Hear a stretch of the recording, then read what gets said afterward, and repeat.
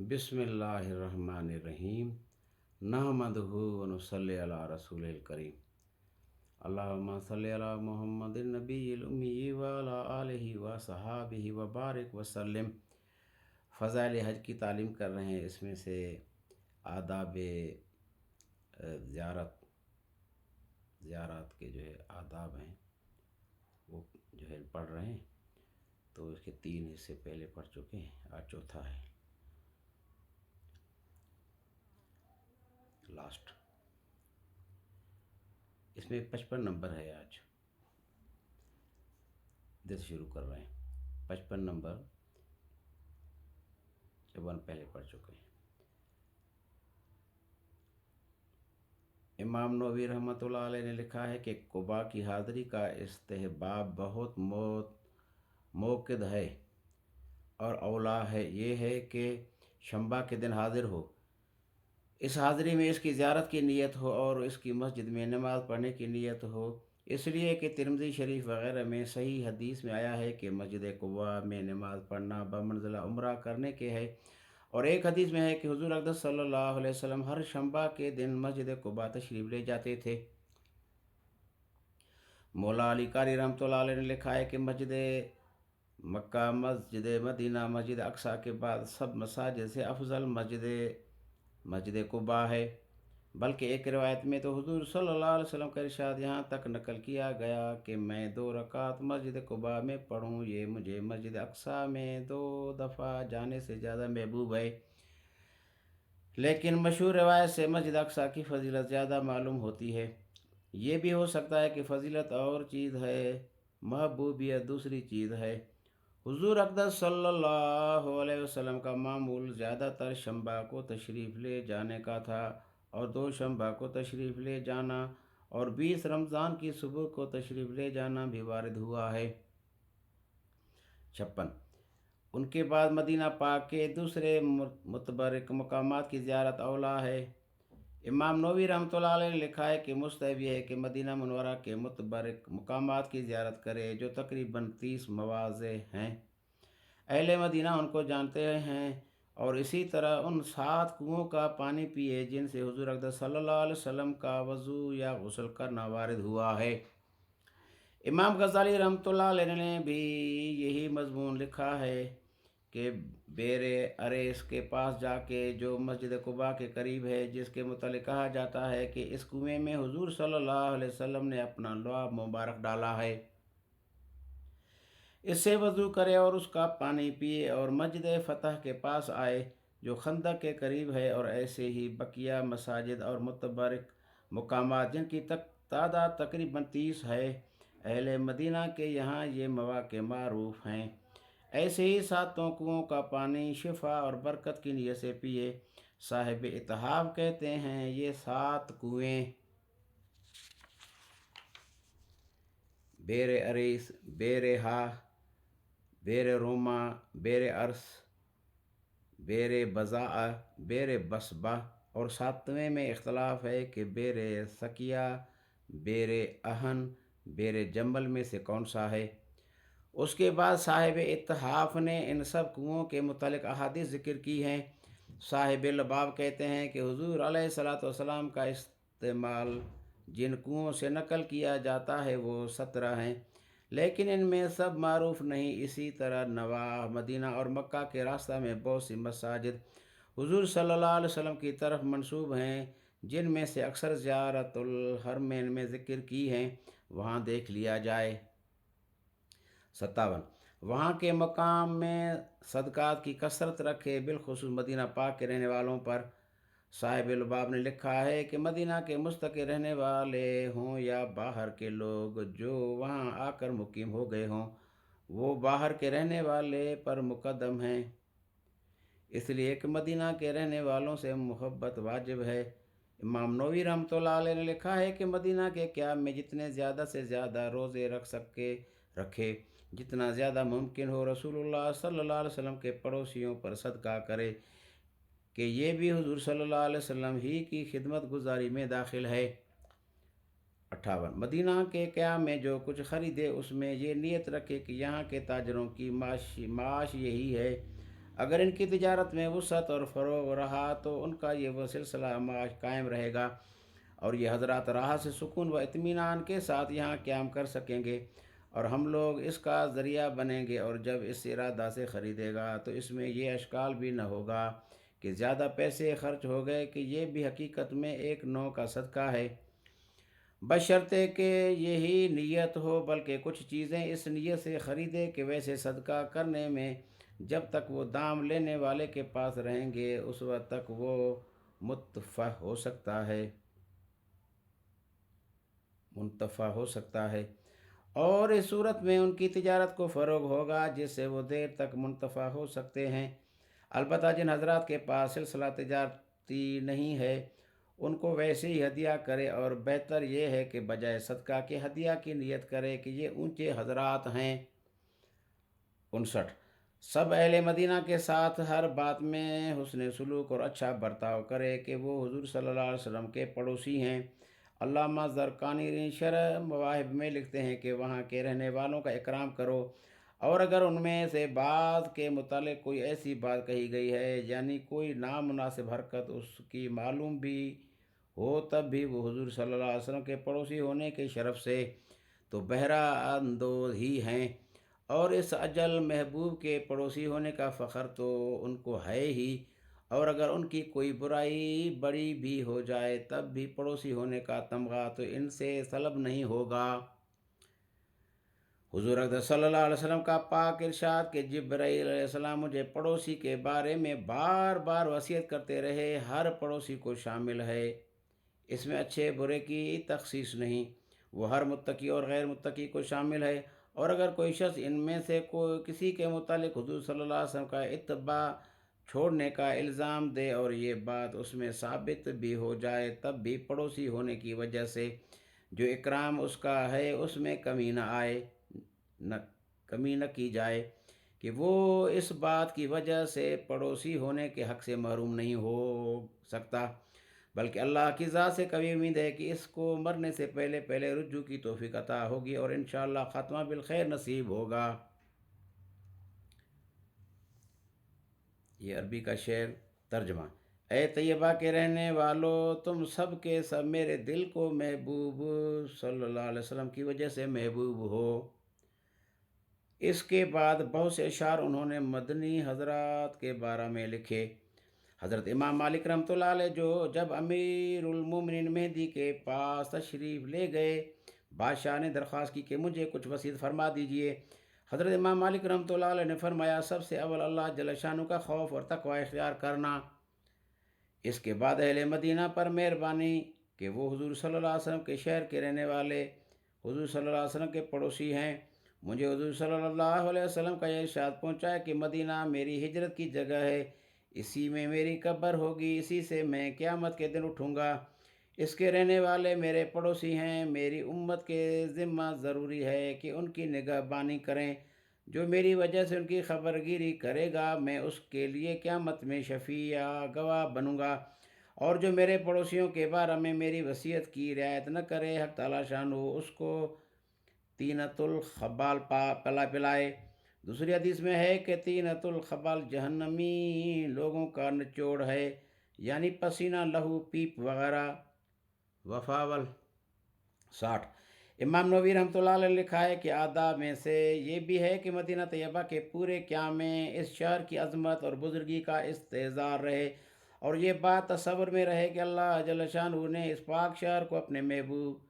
نبی علیہ السلام کی ہجرت کے لیے پسند فرمایا، اور یہاں حضور صلی اللہ علیہ وسلم کا قیام اور اس کو وطن بنانا مقدر فرمایا، اور اس کے گلی کوچوں میں حضور صلی اللہ علیہ وسلم کے چلنے پھرنے کا استحضار رہے۔ امام غزالی رحمۃ اللہ علیہ کہتے ہیں کہ جب سے تیری نظر مدینہ پاک پر پڑے، اس مضمون کو اپنے ذہن میں رکھ کے یہ وہ شہر ہے جس کو اللہ جل شانہ نے اپنے نبی صلی اللہ علیہ وسلم کے قیام کے لیے پسند فرمایا اور اس کی طرف ہجرت تجویز کی، اور یہی وہ شہر ہے جس میں اللہ جل شانہ نے شریعت مطہرہ کے فرائض نازل کیے اور حضور صلی اللہ علیہ وسلم نے اپنی سنتیں جاری کیں۔ اس شہر میں آ کر دشمنوں سے جہاد کیا، اسی شہر میں آپ کے دین کو غلبہ حاصل ہوا، یہاں تک کہ اسی شہر میں آپ صلی اللہ علیہ وسلم کا وصال ہو کر آپ صلی اللہ علیہ وسلم کی قبر مبارک بنی، اور اسی میں آپ صلی اللہ علیہ وسلم کے 2 وزیروں کی قبر بنی، اور اس میں حضور اقدس صلی اللہ علیہ وسلم کے قدم مبارک جا بجا پڑے، اور یہ سوچتا رہا کہ جس جگہ بھی تیرا قدم پڑے وہاں کسی نہ کسی وقت میں حضور اقدس صلی اللہ علیہ وسلم کا قدم مبارک پڑا ہوگا، اس لیے اپنا ہر قدم نہایت سکون و وقار کے ساتھ اس بات سے ڈرتے ہوئے کہ اس جگہ حضور اقدس صلی اللہ علیہ وسلم کا قدم مبارک بھی پڑا تھا، اور حضور صلی اللہ علیہ وسلم کی رفتار کی جو کیفیت احادیث میں آئی ہے اس کو تصور کرتے ہوئے چل، اس کے ساتھ ہی حضور صلی اللہ علیہ وسلم کی عظمت، رفعت شان، جلالت و عظمت مرتبت کی اللہ جل شانہ نے اپنے پاک نام کے ساتھ ساتھ حضور صلی اللہ علیہ وسلم کا نام مبارک رکھا، ذہن میں رکھو اور اس سے ڈرتے رہو کہ کہیں بے ادبی کی نحوست سے اپنے پہلے نیک عمل بھی ضائع نہ ہو جائیں۔ یہ امام غزالی رحمۃ اللہ علیہ نے قرآن پاک کی آیت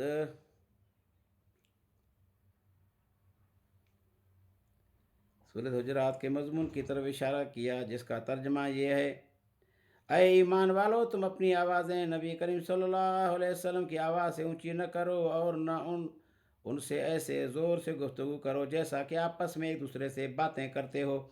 ایسا نہ ہو کہ اس سے تمہارے اعمال برباد ہو جائیں اور تمہیں خبر بھی نہ ہو۔ نمبر 31 پر یہ مضمون تفصیل سے گزر چکا ہے۔ اس کے بعد امام غزالی رحمۃ اللہ علیہ لکھتے ہیں کہ پھر اس دور کا تصور کرو جب کہ صحابہ کرام رضی اللہ تعالیٰ عنہم اجمعین کی جماعت یہاں حاضر تھی، حضور صلی اللہ علیہ وسلم کے مشاہدہ اور حضور صلی اللہ علیہ وسلم کی بابرکت کلام کے سننے سے مستفید ہوتے تھے۔ شعر ہے: چمن کے تخت پر جس دم شہ گل کا تجمل تھا، ہزاروں بلبلوں کی فوج تھی، ایک شور تھا، غل تھا۔ چمن کے تخت پر جس دم شہ گل کا تجمل تھا، ہزاروں بلبلوں کی فوج تھی، ایک شور تھا، غل تھا۔ جب آئے دن خزاں کے کچھ نہ تھا جز خار گلشن میں، بتاتا باغباں رو رو یہاں غنچہ یہاں گل تھا۔ جب آئے دن خزاں کے کچھ نہ تھا جز خار گلشن میں،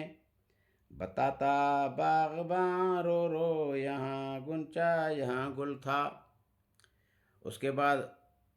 اس پر افسوس اور رنج و غم کرو کہ میں حضور صلی اللہ علیہ وسلم کی اور صحابہ رضی اللہ تعالیٰ عنہ اجمعین کی بھی زیارت سے محروم رہ گیا، اور دنیا میں تو یہ محرومی ہو ہی گئی، آخرت کا حال معلوم نہیں کیا ہو۔ زیارت اقدس شوق سے نصیب ہوتی ہے یا حسرت سے کہ کہیں دربار سے ہٹا نہ دیا جاؤں اور اپنی بدعمالیاں حاضری میں مانے نہ بن جائیں۔ اس لیے کہ حدیث پاک میں آیا ہے کہ قیامت میں بعض آدمی میرے پاس سے ہٹا دیے جائیں گے، میں کہوں گا کہ یہ تو میرے ساتھی ہیں، تو جواب ملے گا تمہیں معلوم نہیں کہ تمہارے بعد انہوں نے کیا کیا۔ بس اگر تم نے حضور صلی اللہ علیہ وسلم کی شریعت مطہرہ کے احترام کی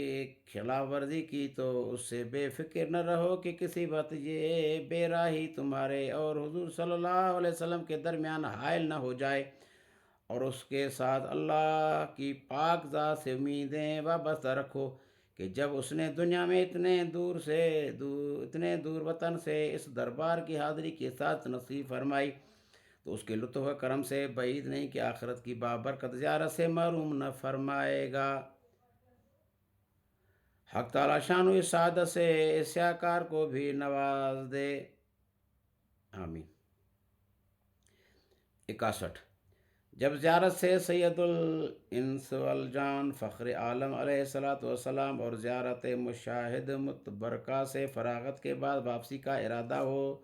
تو مولا علی قاری رحمۃ اللہ علیہ لکھا ہے کہ مستحب یہ ہے کہ مسجد نبوی میں 2 رکعت نفلہ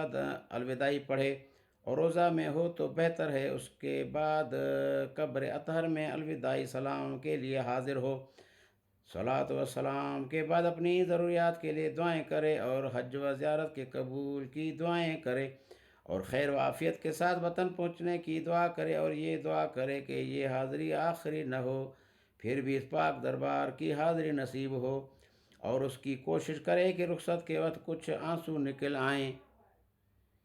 کہ یہ قبولیت کی علامات میں سے ہے۔ پھر رونا نہ آوے تب بھی رونے والوں کی سی صورت کے ساتھ حسرت و رنج و غم ساتھ لیے ہوئے واپس ہو، اور چلتے وقت بھی کچھ صدقہ جو میسر ہو کرے، اور سفر سے واپسی کے وقت جو دعائیں احادیث میں وارد ہوئی ہیں وہ پڑھتے ہوئے، اور واپسی سفر کے آداب کی رعایت کرتے ہوئے واپس ہو۔ شعر: اٹھ کے ثاقب گو چلا آیا ہوں اس کی بزم سے، دل کی تسکین کا مگر سامان اسی محفل میں ہے۔ اٹھ کے ثاقب گو چلا آیا ہوں اس کی بزم سے، دل کی تسکین کا مگر سامان اسی محفل میں ہے۔ اپنی نااہلیت سے حاضری کے آداب پورے نہ لکھ سکا، نمونہ کے طور پر چند آداب لکھ دیے ہیں، ناظرین اس سے اندازہ لگائیں۔ اور دو اصول کے تحت میں شریعت مطہرہ کے دائرہ کے اندر رہ کر جو کچھ کر سکتے ہوں کسر نہ چھوڑیں۔ اول ادب و احترام، دوسرے شوق و ذوق۔ اول ادب و احترام، دوسرے شوق و ذوق۔ اللہ پاک سارے مسلمانوں کو حج مبارک کی سعادت سے نوازے، حضور صلی اللہ علیہ وسلم کے روزے اقدس پر درود و سلام پیش کرنے کی توفیق نصیب فرمائے، زیارات کرنے کی توفیق نصیب فرمائے، مسجد نبی صلی اللہ علیہ وسلم کی، بیت اللہ شریف کی، حضور صلی اللہ علیہ وآلہ وسلم کے روزے اقدس کی، اور صحابہ رضی اللہ تعالیٰ عنہ اجمعین کی۔ میرے بھائیو، دوستو، بزرگ، اللہ پاک نے ہماری اور ساری دنیا کے انسانوں کی دنیا آخرت کی پوری کامیابی کو پورے دین پہ چلنے میں رکھا ہے۔ پورا دین پوری دنیا کے انسانوں میں حضور صلی اللہ علیہ وسلم والی محنت سے آئے گا، اور وہ محنت ختم نبوت کے صدقے ہر مسلمان کے ذمہ ہیں۔ اس محنت کو سیکھنے کے لیے بزرگ فرماتے ہیں کہ 4 مہینے لگا کر اس محنت کو سیکھیں، پھر زندگی کا مقصد بنا کر مرتے دم تک دعوت کے کام کو کریں۔ پھر مقام پہ رہتے ہوئے ہر مسلمان 5 اعمال کرے، روزانہ کے 3 اعمال، روزانہ مشورہ، روزانہ تعلیم، گھر میں مسجد میں شغل کی جگہ، روزانہ دعوت کے لیے وقت فارغ کرنا، ہفتے میں 2 گشت کرنا، مہینے میں 6 روزہ لگانا، اور جو ہے سال میں کم از کم چلہ لگانا۔ تو جن احباب کے 4 مہینے لگ چکے ہوں اور 2 سال مقام پہ اعمال کرتے رہے ہوں، باقی قوائف ان کے پورے ہوں، تو ایسے احباب کے لیے بزرگ فرماتے ہیں کہ سال کی جماعتیں بنائیں، 7 مہینے بیرون کی جماعتیں بنائیں، اور اپنے مسلمان بھائیوں سے ملاقات کرنے کے لیے جائیں، اور ان کو دعوت کے کام کے لیے کھڑے کریں، کوشش کریں، اور ان کو پورے دین پر چلنے کی دعوت دیں۔ اور اس کے ساتھ جو ہے سال اندرون ملک جماعتوں کی پیدل کے تقاضے ہیں، ہر سال 4 مہینے لگانے کے بھی تقاضے ہیں۔ تو میرا بھی ارادہ ہے انشاءاللہ پوری دنیا میں دین کی محنت کرنے کا، اور انشاءاللہ تعالیٰ اللہ پاک ہر مسلمان کو بار بار حج مبارک کی سعادت سے نوازے۔ آپ لوگ بھی جو ارادہ کریں انشاءاللہ تعالیٰ حج کرنے کا بھی ارادہ کریں، اور پورے دین پر چلنے کا، پورے دین کو پوری دنیا میں پھیلانے کا بھی ارادہ کریں انشاءاللہ۔ تو سب کے ارادے ہیں انشاءاللہ۔ اللہ عمل کی توفیق دے۔ سبحان اللہ و بحمدہ، سبحانک اللہم الا انت نستغفرک و نتوب الیک، نستغفرک و نتوب الیک، نستغفرک و نتوب الیک۔ سبحان ربک رب العزت والسلام علی المرسلین، الحمد للہ رب العالمین، آمین۔